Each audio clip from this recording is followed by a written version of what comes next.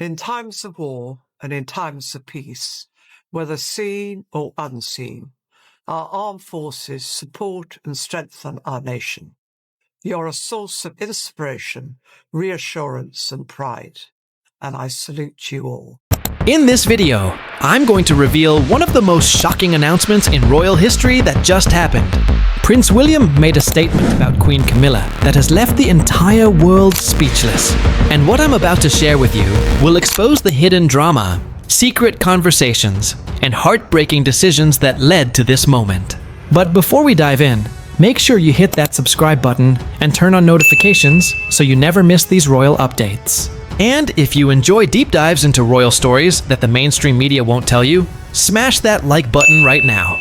Trust me, you'll want to stay until the very end, because what happened behind those palace doors is more shocking than anything you've seen on TV. Just moments ago, something happened that sent shockwaves through Britain. Prince William stood in front of cameras and made an announcement that nobody expected. His words were short, just over 60 words, but they carried the weight of centuries. He said that Queen Camilla would be stepping away from all her royal responsibilities, starting right now. No warning, no long explanation, just a simple statement that changed everything. The moment he finished speaking, the world fell silent. Reporters couldn't believe what they'd just heard. People gathered outside the palace, pressing against the gates, trying to understand what was happening. Royal guards stood frozen, refusing to answer any questions. Inside the palace, staff members whispered Camilla's name, wondering if this was the moment everything would fall apart. Meanwhile, King Charles sat alone in his room, watching the announcement on television. His face looked tired and pale. People who were with him said he didn't move for several minutes. He just stared at the screen, realizing that his own son, who once quietly stood behind him during important ceremonies, was now the one making the biggest decisions. All across Britain, people had different reactions. Some said William was brave for doing what needed to be done.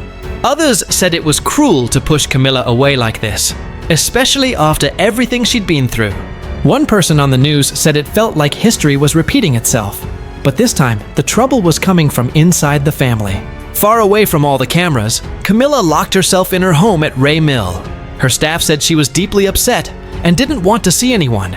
But here's the real question. What happened before William made that announcement?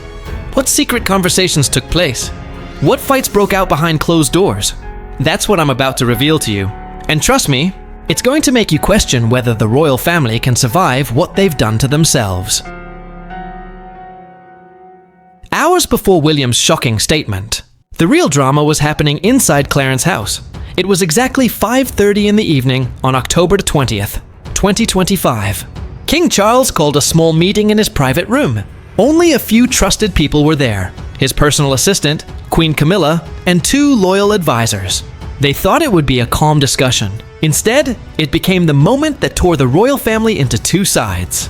At first, everything seemed fine. Charles, looking exhausted, asked for updates about news stories questioning Camilla's missed appearances and rumors about her health. But before anyone could respond, Camilla interrupted. She said it was all nonsense. She was angry that just because she missed a few events, people were already trying to erase her. Her voice shook, not because she was weak, but because she was furious. Charles tried to calm her down, but things got worse when his assistant handed him a document. It was titled Windsor Transition Brief. This paper had been created by William and Princess Anne. It suggested temporarily reassigning royal duties to make sure everything stayed stable. When Camilla read the summary, her eyes narrowed. She repeated the word stability with anger in her voice. She said that's what they call it, when they're stealing everything she worked for. Charles was torn. He loved Camilla, but also felt responsible for protecting the crown. He told her they weren't stealing anything. They were trying to protect the monarchy. But Camilla was already standing up. She asked what they were protecting and for whom. Then she said something that cut deep. She accused them of trying to make Catherine look like a hero, while pushing Camilla into the background. Nobody in the room knew what to say. One advisor coughed quietly. Another looked away. In that uncomfortable silence, Charles realized this wasn't just about royal duties anymore. It had become personal. When the meeting ended, Charles sat alone, staring at rain running down the windows. The lights of London flickered in the distance, like silent judgment. He made no decision that night, but by the next morning, William would make the decision for him. Because in the royal family, staying silent is never neutral. Silence is what happens right before everything changes. By dawn on October 20th, Kensington Palace was glowing softly with golden light. While the rest of Britain was sleeping, Prince William was already awake, pacing around his private office. In front of him was the Windsor Transition Brief, the same document that had made Camilla so angry. This wasn't just a suggestion, it was a clear line separating the old generation from the new. This report had been worked on for months. Princess Anne and Catherine both helped write it. It called for giving more responsibility to the younger, full-time working royals. To most people, that meant William and Catherine. But it also meant something else. It meant slowly removing Camilla's power from daily royal operations. William rubbed his forehead while his advisors waited quietly. He said this wasn't about choosing sides. It was about protecting the monarchy before all the drama destroyed it.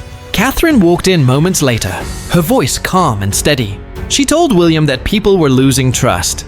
They could see the chaos and the division. If they acted now, clearly and kindly, they could save the monarchy before it collapsed under its own secrets. William nodded, but his jaw tightened. He knew Camilla would see this as an attack. Catherine paused and said they would show her it wasn't. They would let the truth speak for itself. Across the city at Clarence House, Camilla was already awake, surrounded by newspapers and a half-finished cup of tea. Every headline hurt, Queen under pressure, royal role questioned, future uncertain.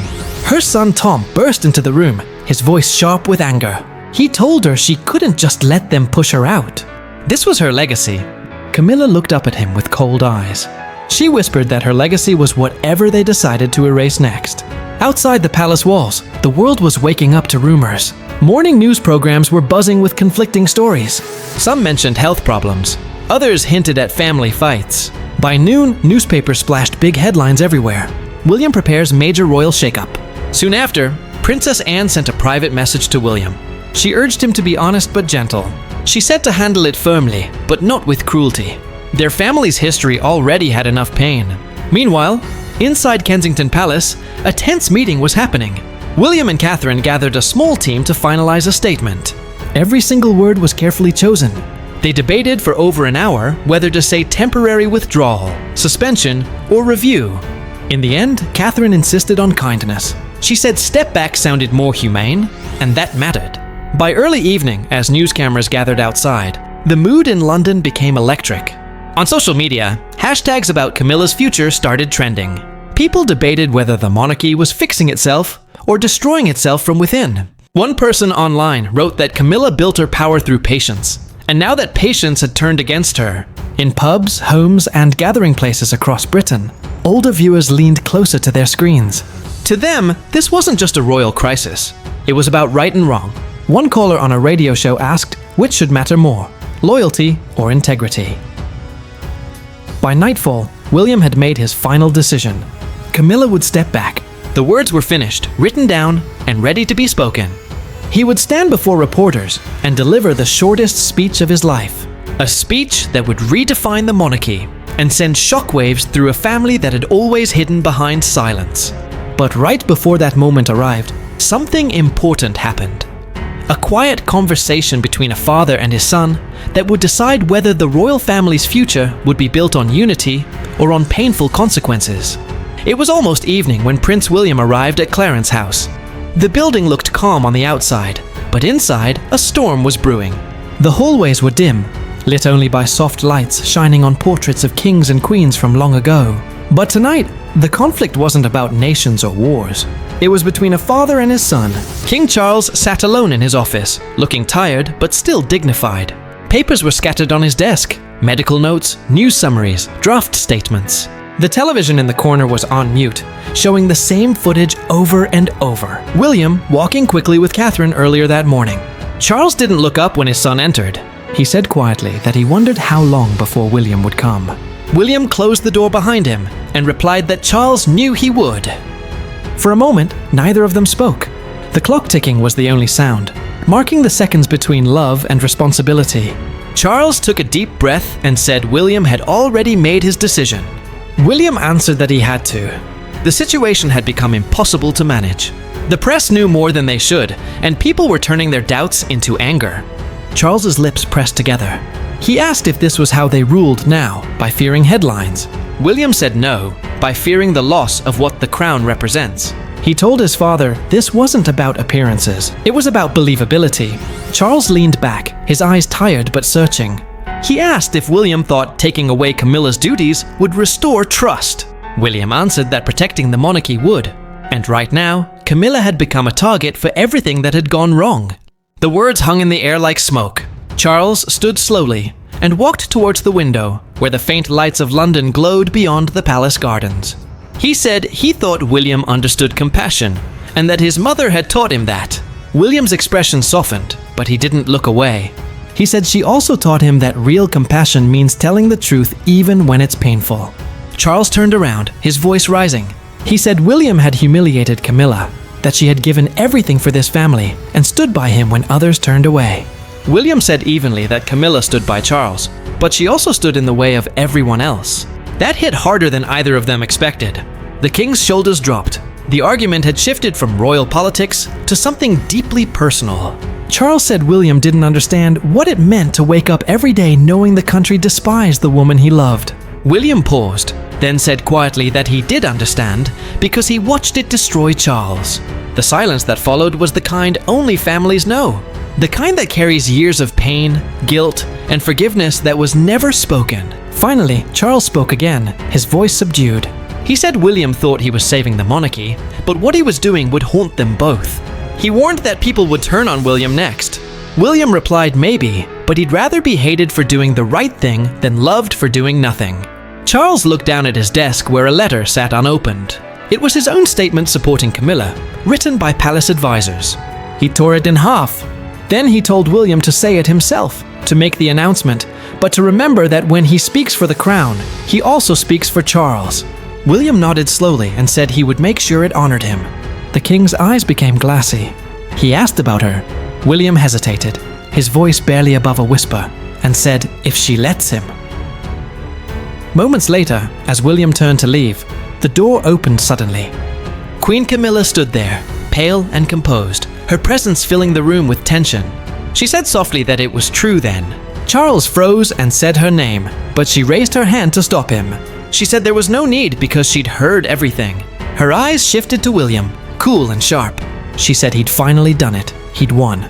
William said quietly, this wasn't about winning. She snapped back that of course it was. She said he'd been waiting for this moment since the day she joined the family. The golden heir, with the perfect wife beside him, adored by everyone, and now he got to play hero while she was made the villain. William shook his head and said no one made her anything. This wasn't about who she was. It was about what was happening to the monarchy. Camilla's eyes flashed. She repeated the word monarchy and said he spoke as if it already belonged to him. Charles stepped forward, his voice strained, and told them both to stop. He said this wasn't a battlefield. Camilla turned to him, tears forming but not falling, and said, oh, it was a battlefield, and he'd just chosen his general. For a moment, no one moved. The king's hand trembled as he reached for her, but she stepped back. The distance between them felt deeper than ever. Without another word, she turned and left the room. The door closed behind her with a hollow sound that seemed to seal a chapter of royal history. Charles collapsed into his chair, rubbing his eyes, and murmured for God to forgive them. William stood by the door, frozen under the weight of what had just happened. Then, almost too quietly to hear, he replied asking God to help them. Outside, rain began to fall again, soft and steady, washing away nothing but memory. As the lights of London flickered against the windows, the House of Windsor prepared for the one thing it had always feared most. The truth being spoken out loud at 8:06 in the evening on October 20th, 2025. The rain had stopped, but the air over Kensington Palace remained heavy. It was thick with anticipation, tension, and something close to grief. Reporters huddled beneath umbrellas as lights flickered against wet stones. Inside, the palace press office counted down the seconds as Prince William adjusted his tie. Standing behind a wooden podium bearing the royal symbol, he looked calm, but his heart was pounding. This wasn't just another statement.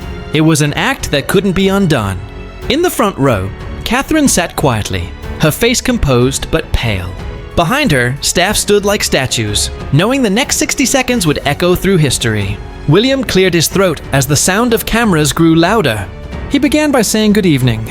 He explained that as the monarchy adapts to the nation's needs, certain changes must happen to ensure stability, openness, and strength. In consultation with King Charles, it was decided that Queen Camilla would step back indefinitely from public duties and royal responsibilities. The room went silent.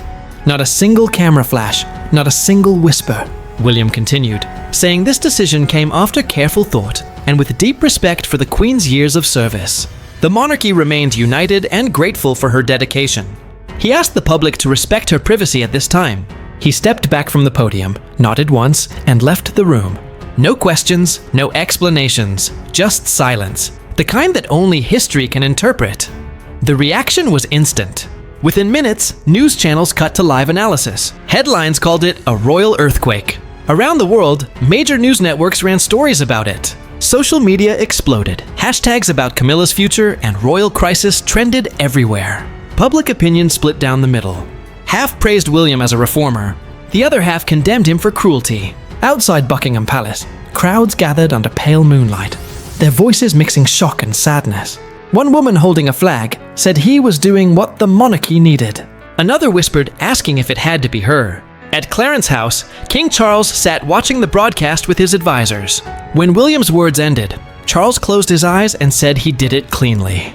Then after a pause, he added too cleanly, across the city at Ray Mill House, Camilla watched the same announcement in disbelief. The fireplace flickered against her face as the final sentence played, asking the public to respect her privacy.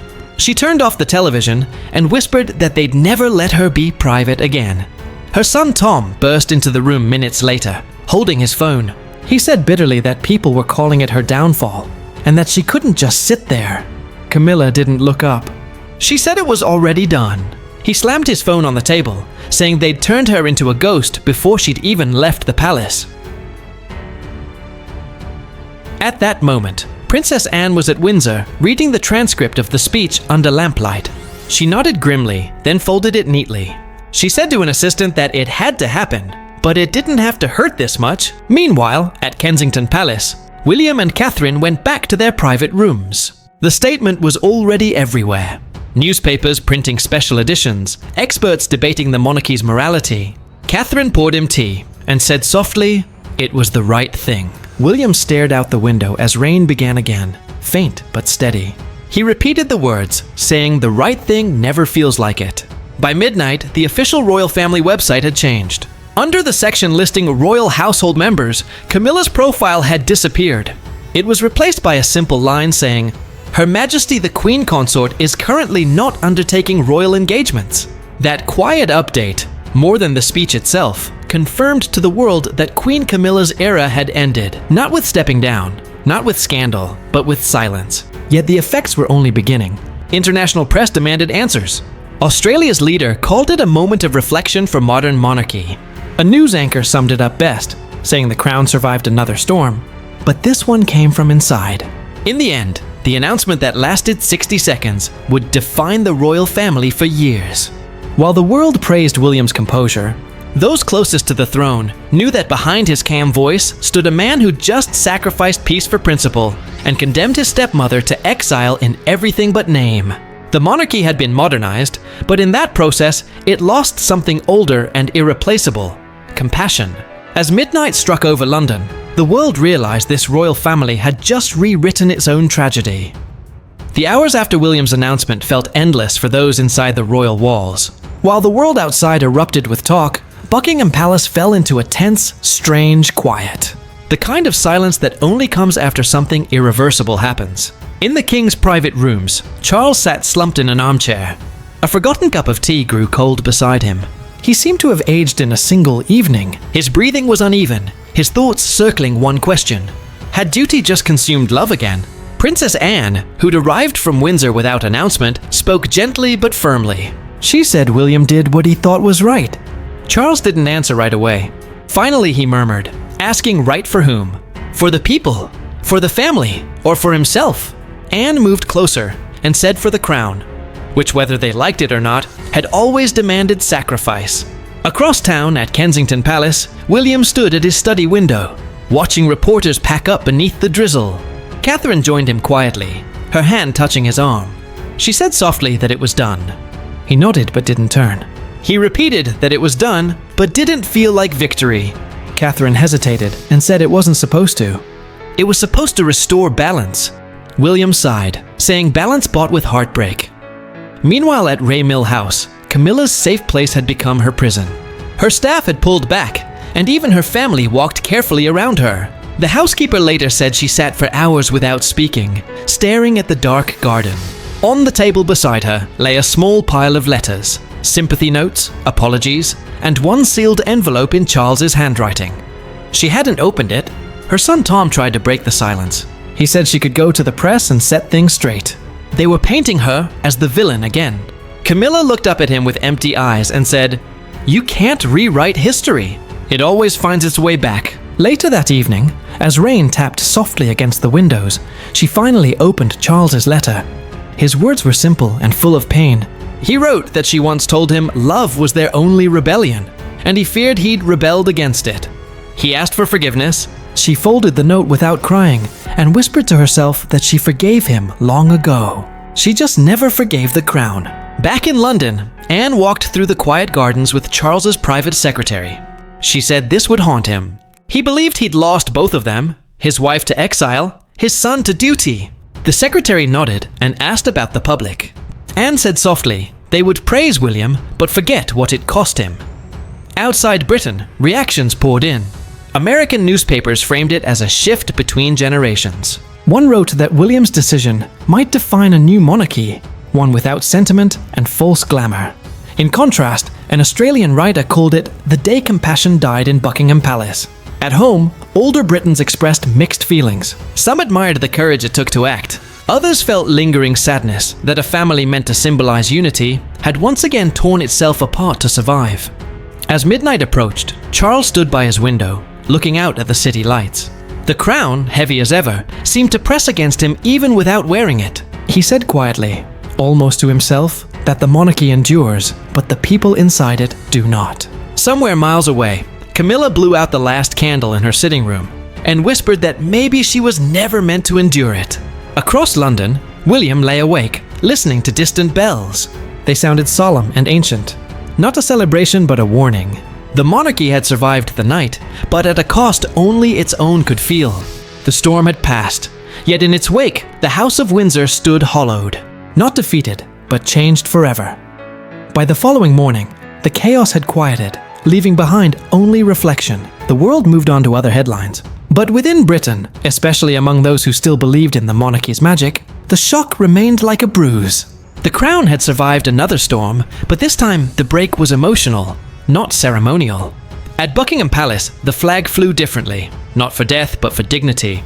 Inside, Charles met with senior advisors before going to the chapel. One witness said he knelt for an hour, motionless, hands pressed together, his whispered prayer lost beneath the echo of the high ceiling. Perhaps he prayed for forgiveness, perhaps for peace, or perhaps simply for time. Time to repair what duty had broken. Meanwhile, Princess Anne carried on with her responsibilities as though nothing had happened. Reporters shouted questions about her brother, about the Queen, about William's speech. She answered only once, saying, "We serve, that's what we do, even when it hurts." It was the kind of sentence that said everything without needing explanation. At Kensington Palace, William and Catherine appeared together the next morning at a children's hospital. Their smiles were gentle but quiet. To the world, it was another royal visit. To those who looked closely, it was something else. The beginning of a new chapter. Catherine's presence beside him was deliberate, calm, almost symbolic. A picture of the monarchy's future, cleaner and steadier than the storm before. But beneath all the ceremony and tradition, there was a lesson even those outside the palace could feel. A reminder of what happens when power and family collide. You see, titles and crowns are temporary. They shine for a moment and then pass on. What lasts is not the throne, but the character of those who sit on it. Perhaps that's where the real story is. Not in the speech or the scandal, but in the quiet truth that every act of leadership carries a price. In choosing duty, William may have protected the monarchy, but he also reopened an old wound. The one that haunts every royal generation. that love and power rarely survive in the same room. For those of us watching from the outside, there's something to think about here. Whether you wear a crown or not, every family, every generation faces its moment between what must change and what must stay. The strength of a legacy isn't in fighting time, but in learning to grow with it. Maybe that's what Britain saw that night. Not just a royal family in trouble, but a reminder that doing the right thing often looks like heartbreak before it becomes history. If this story moved you, if it made you think about loyalty, forgiveness, or what real leadership means, do me a favor. Hit that like button, drop a comment below, and subscribe to this channel for more insights into royal life, powerful lessons, and stories that go beyond palace walls. Tell me in the comments where you're watching from. London, New York, Sydney, or somewhere else. And what do you think this moment teaches us about duty and compassion? Share your thoughts, because I read every single one. In the end, as every leader learns, sometimes too late, crowns can be passed down, but grace must be earned. Thanks for watching, and I'll see you in the next video.